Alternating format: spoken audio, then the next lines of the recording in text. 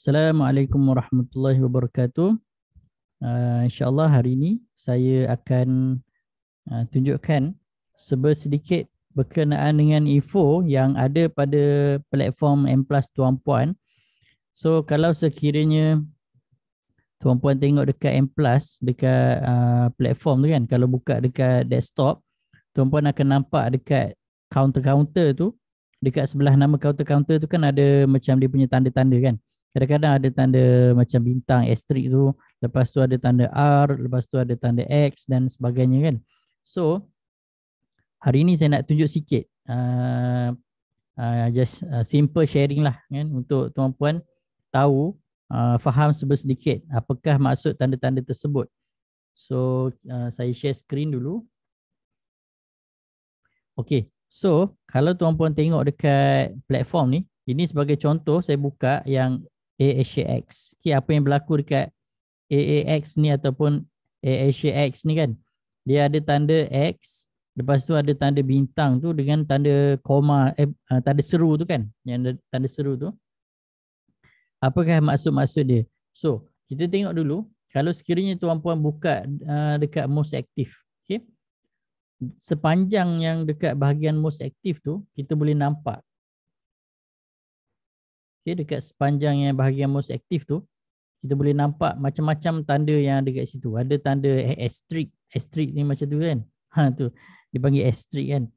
Ada tanda R, okay, ada tanda X, ada tanda seru kan. Apa lagi tanda? Itulah kebanyakannya tanda-tanda yang ada lah. Biasanya akan ada C juga kadang-kadang kan. Ada C. Cuba kita tengok ada tak tanda C.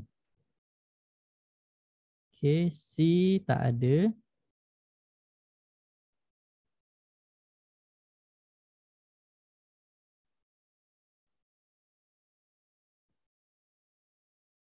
Sekejap ya.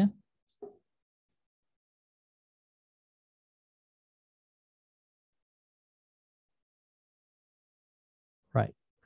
Okay. Kita tengok tanda C ada tak? Setakat ni tak jumpa lagi. Ada. Kat atas ni kan, VS. Okay, VS ada tanda C. So, macam mana untuk tuan-puan faham apakah tanda-tanda tersebut? So, secara ringkasnya, kalau tengok dekat VS ni kan, dia ada asterisk, dia ada C dengan R. So, secara ringkasnya saya boleh buat macam ni. Mungkin lebih senang kalau sekiranya saya buka satu PowerPoint untuk saya tulis-tulis sikit lah. Okay. Saya buka PowerPoint, contoh-conteng. Okay, PowerPoint contoh-conteng. Saya buka gunakan PowerPoint lah. Conteng-conteng. Okay. So kita ambil yang paling bawah sekali. So macam dekat platform tadi. So saya ambil yang macam ni je. Saya ambil macam ni. Okay, gambar ni kita letak kat sini untuk memudahkan lah. Dalam ni tak ada yang X tu kan. Kita ambil yang ada X. Okay, sebab yang hari ni sepatutnya saya nak cerita yang tentang X tu. Okay, kita ambil yang ada X.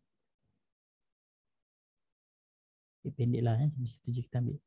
Okay. So kalau tuan-puan tengok ni, dekat harta ada asterisk C dengan R. Okay, itu dekat harta ada asterisk C dengan R. Dekat CIMB ada asterisk saja. Asterisk tu yang bentuk dia macam asterisk tu ada tak dekat saya punya ni. Tu bentuk asterisk tu kan. So cuba kita tukar ke warna hitam. So boleh jelas nampak kan warna hitam. Then dia punya fill ni kita bagi kosong lah, tak ada fill. Okay, ini kita letak hitam lah, senang. Okay. Yang ini, tanda ni menunjukkan apa? Maksud dia adalah ada announcement yang syarikat buat. Okay. Tanda tu menunjukkan ada announcement yang syarikat buat. So macam mana kita nak tahu apakah announcement yang syarikat tu buat? Simple je. Kita pergi je dekat mana-mana counter yang ada buat announcement tu. Contoh macam data prep kan. Okay, nampak tak tanda asterisk tu dekat tengah-tengah tu kan? Tengok saya punya mouse ni. Tengok dekat situ. Okay. So kita double klik. Kita double klik dekat nama counter ni. Okay. Data prep. Bukan, silap. Kita tak perlu double klik, kita right click. Okay. Kita right click. Okay, right click. Klik kanan dekat mouse, dekat tertikus kan. Tu punya tertikus tu. Pergi dekat bahagian announcement. Kita tekan announcement. So biasanya asterisk tu menunjukkan yang ada announcement yang syarikat buat. Okay, ataupun syarikat nak buat ke syarikat buat ke, ada announcement yang syarikat buat. So kita boleh tengok lah apakah announcement yang syarikat buat tu kan. Macam ni, Wydad Business Group Sdn Bhd 10 million unit disposed. Okay, kita klik dekat situ, kita boleh baca apakah announcement yang syarikat buat. Okay. So ditulis kan dispose semua tu kan. Okay, itu yang pertama. So tengok yang kedua pula, apa maksud R. Okay, kita tengok R. Dia macam dia ada tanda announcement tu, lepas tu dia ada tanda R tu kan. So kita buang yang announcement tu sebab kita dah discuss tadi. R tu menunjukkan bahawa ada perubahan pada pegangan saham oleh substantial shareholder. Apakah maksud substantial shareholder? Maksud dia adalah dia pegang lebih daripada 5% saham.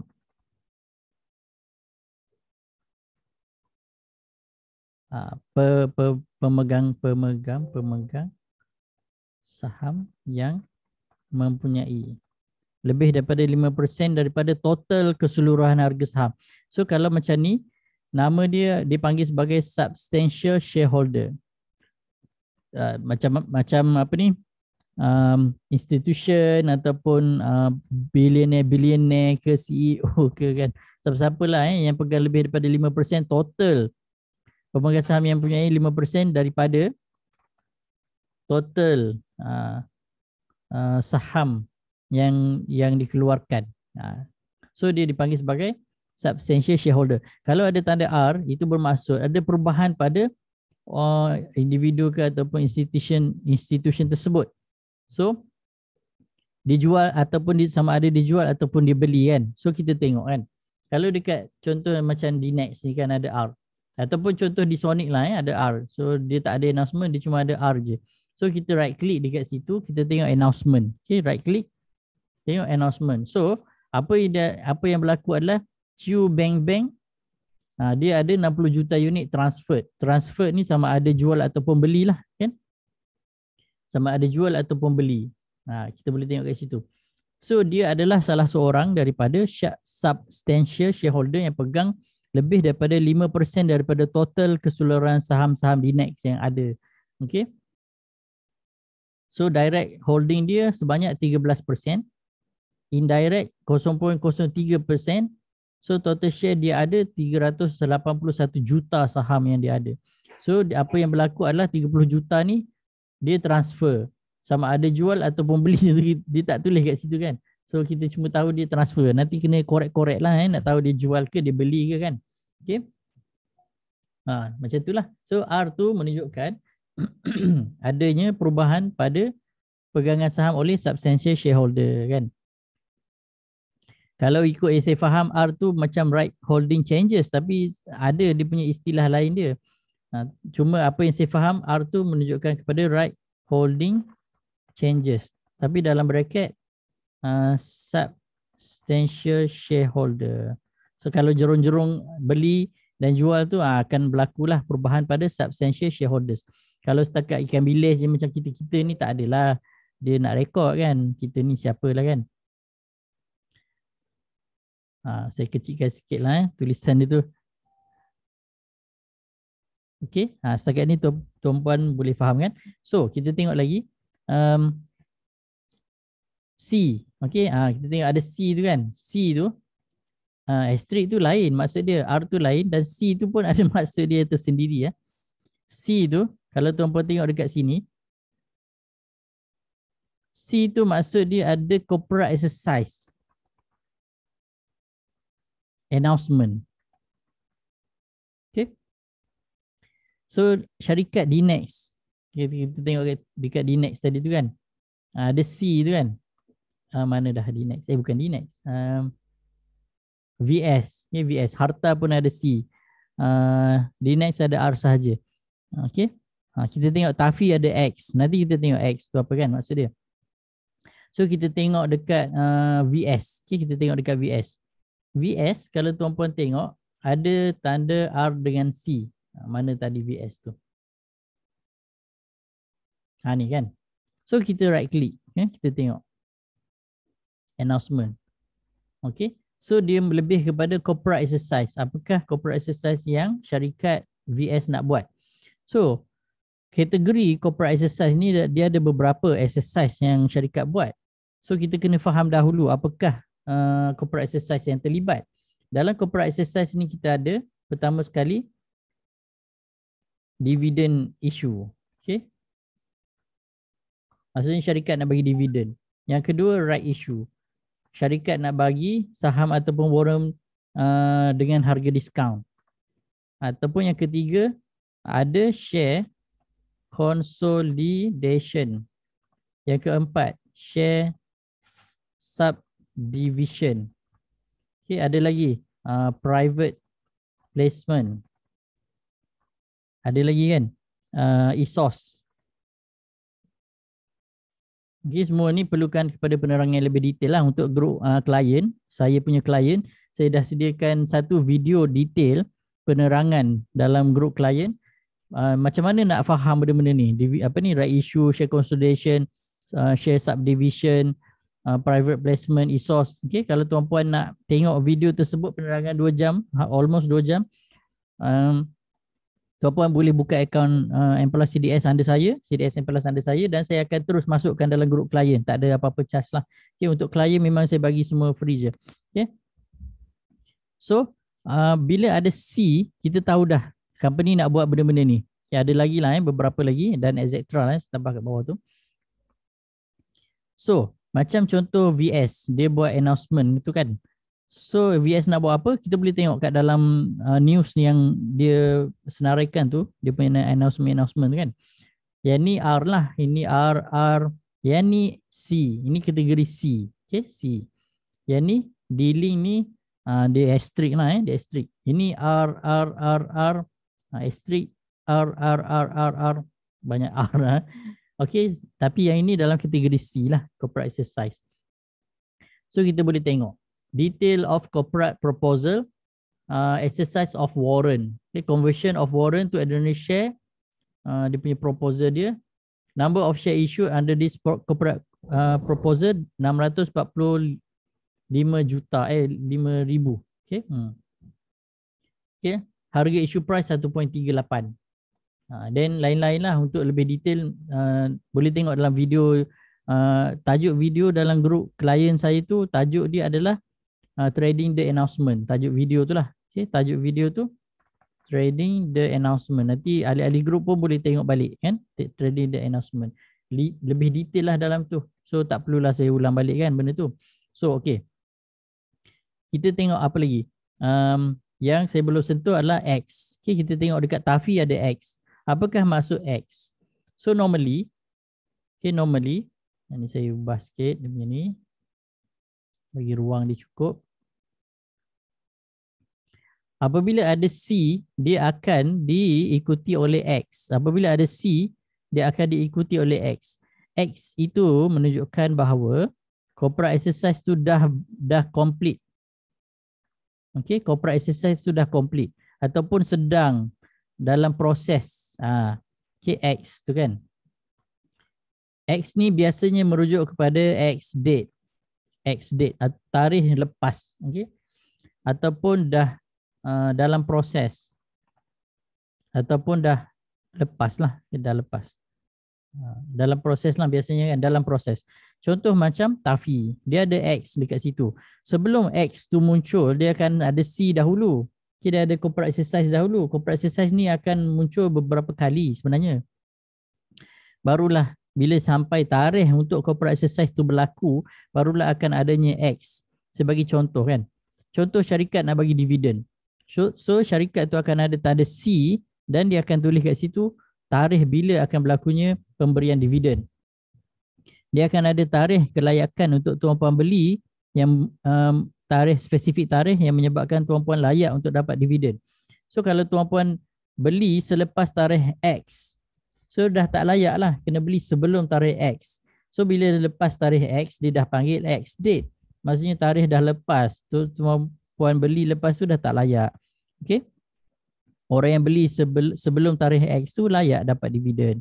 Okay, macam itulah sebenarnya. So contoh dia adalah kita tengok dekat ASX. ASX. Kenapa saya nak cerita sangat ASX ni?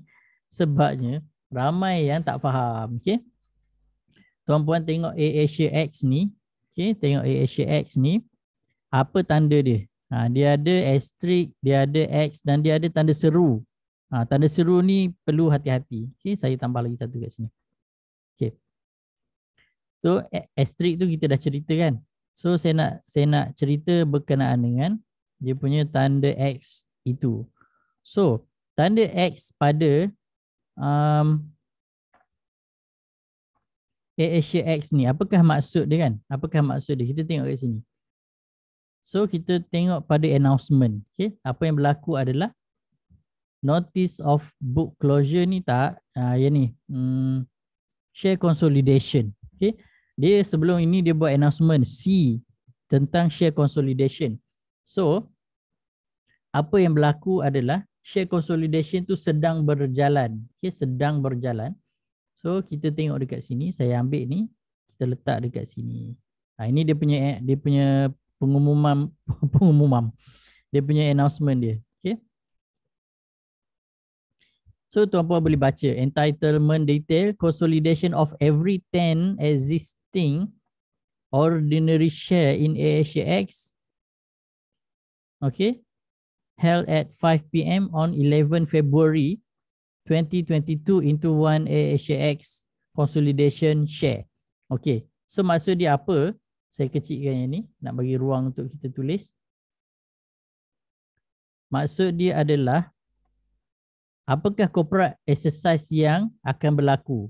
Itu soalan pertama kan. Corporate exercise yang akan berlaku adalah share consolidation. So, kalau ikut logik, okay, kalau ikut logik sebelum ini ASX dah bagi C lah. C. So, C dia apa?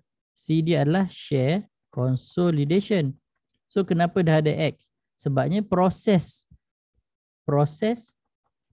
share consolidation sedang berlaku. So apakah tindakan yang tuan-puan boleh buat sekiranya tuan-puan ada saham ASX sekarang? Tindakan dia adalah jangan buat apa-apa sehinggalah X itu hilang. Maksudnya sehingga proses tu hilang, proses tu tamat, barulah selamat untuk tuan-puan buat apa-apa tindakan. Okay, jangan buat apa-apa sehinggalah tamat proses X tu kan. So apa yang berlaku adalah sekarang kita boleh nampak setiap 10 saham ASX akan menjadi satu saham. Okay, setiap 10 unit saham ASX akan menjadi 10 satu unit ASX. Okay, katakan tuan-puan ada 100 unit. Okay, 100 unit. So tuan-puan akan tinggal 10 unit sahajalah. Contoh kan. Katakan tuan-puan ada 100 unit. So apa yang akan berlaku selepas X tu tamat, tuan-puan akan tinggal 10 unit sahaja. Tapi dari segi harga, katakan harga sekarang, bukan harga sekarang, harga sebelum ini, harga sekarang, okay, harga sekarang, katakan harga sekarang adalah 0.495 kan. So harga sebelum ini adalah bahagi 10 lah. Okay, bahagi 10.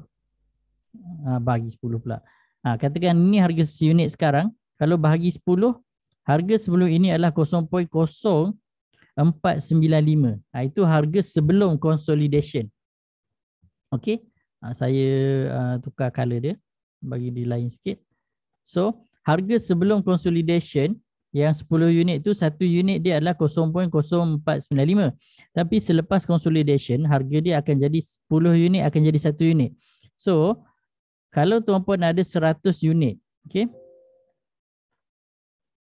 Ni nak bagi faham, ni kena betul-betul apa ni? Kena betul-betul faham lah. Ni dia agak kompleks sikit. Katakan tuan-puan ada 100 unit. So sekarang tuan-puan hanya tinggal 10 unit.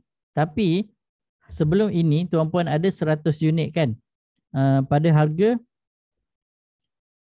100 unit kali 0.0495 itu adalah harga yang tuan-puan ada kan, ataupun modal yang tuan-puan ada, kita kali 0.0495.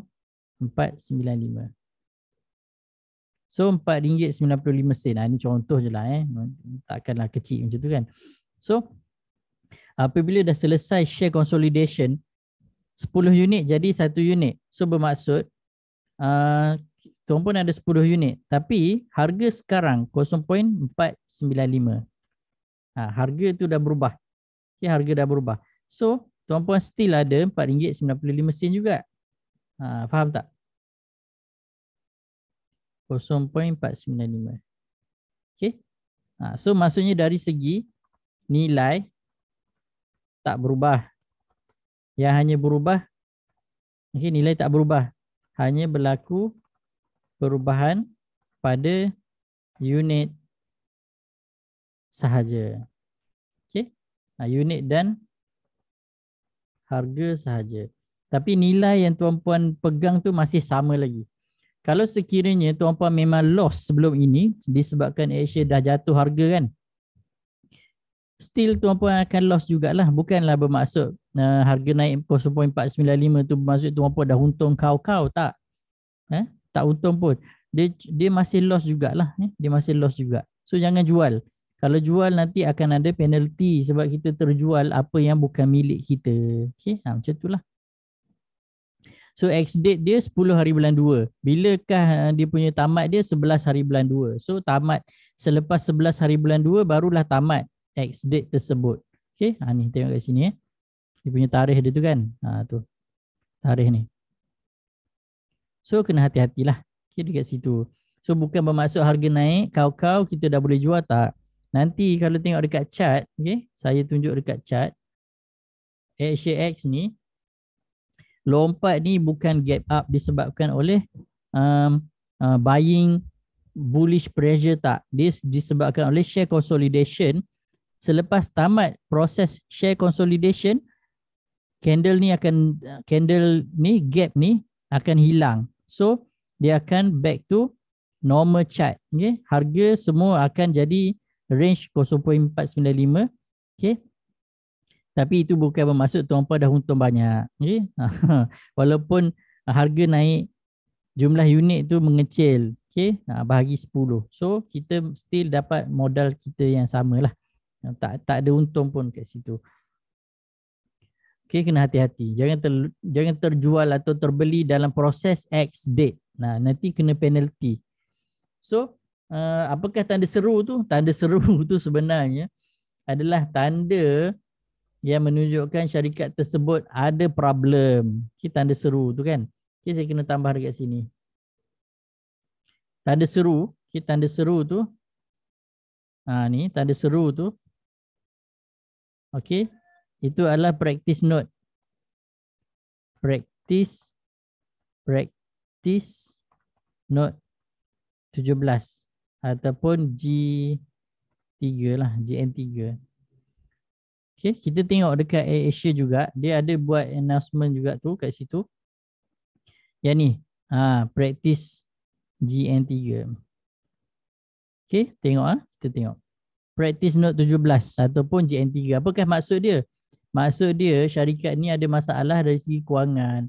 So kalau sekiranya syarikat ni tak ambil langkah-langkah untuk memperbetulkan masalah tersebut, bursa layak untuk buang syarikat AirAsia X ni daripada bursa.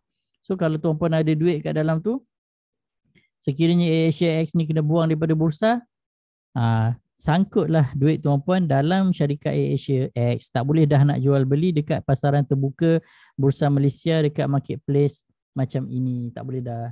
So, tak boleh dah nak jual beli kat sini dah. Okay. Itulah sedikit penerangan. So kalau ada PN17 ke JN3 ke, kalau ada tanda seru tu, okay, tanda seru tu janganlah macam mana nak cakap, jangan ambil risiko lah. Okay, kena hati-hati. Sebabnya tanda seru tu adalah tanda-tanda bahaya yang memberikan risiko tinggi sekiranya tuan-puan tersangkut kat dalam tu, and then syarikat tu kena buang daripada bursa, habislah. Itu kena hati-hati. So kena baca lah, kena baca. Okay, kena baca. So make sure perhatikan dia punya tanda-tanda yang ada tu. Macam-macam tanda ni, tapi dia bukanlah maksudnya banyak sangat, tak banyak sangat pun. Ada beberapa sahaja seperti mana yang saya dah share. So kita ada asterisk, kita ada R, kita ada C, kita ada X dan kita ada tanda seru. So semua tanda-tanda tersebut tuan-puan kena fahamlah sedikit. So saya ingat sampai situ dahulu kita saya punya sharing pada hari ini. Semoga bermanfaat dan membantu tuan-puan untuk lebih memahami apakah info-info yang ada dalam platform tuan-puan. Wallahu alam. Assalamualaikum warahmatullahi wabarakatuh.